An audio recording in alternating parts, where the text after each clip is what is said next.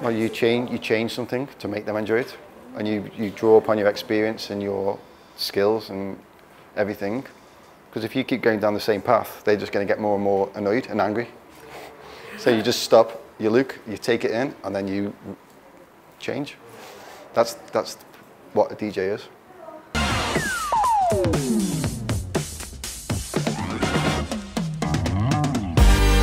Could you firstly tell us the reason why you attended Transmission in Shanghai this year, please?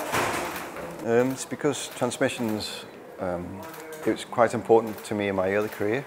It was a way for trance musicians to showcase their style, and they created something which was way bigger than trance people could ever have done before. So they were the pioneers of making the music big. So I was always keen to play for these guys. So that's why I'm here. In your heart, what music represents for? It's the emotional aspect, the feeling. With music, you can create a feeling without saying words, without doing anything. You can just give frequencies to the ear, which your brain translates into a feeling. That's what's important to me. That's what I feel. That's why I got into music in the first place. I was fascinated by how you can make somebody feel a certain way without saying anything. How did you get involved in dance music? Dance music was purely because I lived in a city where dance music in the UK was getting big. So I was I was a musician in an orchestra, and then I heard this dance music. So I wanted to find out more, so when I was 13 years old, I got on a bicycle and cycled to the nightclub and bought cassette tapes and listened to them, and then started to record them and sell them in the nightclubs when I was 14.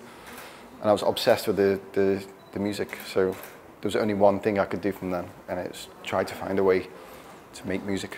You only did it all by yourself, by all your own Nobody passion? knew. My parents, I sneaked out of my house at night. Your parents Yeah, they still don't know, so don't tell them.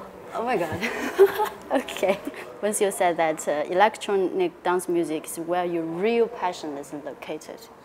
So have you ever met any difficulties when you're desperately chasing for this kind of electronic music? Yeah, from the very beginning there was difficulties. So I was in an orchestra, and my school had a keyboard, but I was never allowed to touch it. So that's the very first difficulty. So I had to find a way to touch this keyboard. And nobody knew how to use it, because the teachers were like 97 years old or something like that. Well, they're not really, but so yeah, that's the first difficulty. And from then on, you come across many difficulties, but the challenge is to overcome those difficulties. And when you try, they're not difficult to overcome. Is there any kind of examples that maybe sometimes you feel like you're not acceptable by the audience, so that you feel very disappointed? Yes, sometimes the audience might, but that's down to you. If the audience is not enjoying something, then you are the only person that can change that. So you have full power over the situation. What will you normally do? Well, you change something to make them enjoy it, and you draw upon your experience and your skills and everything. Because if you keep going down the same path, they're just going to get more and more annoyed and angry.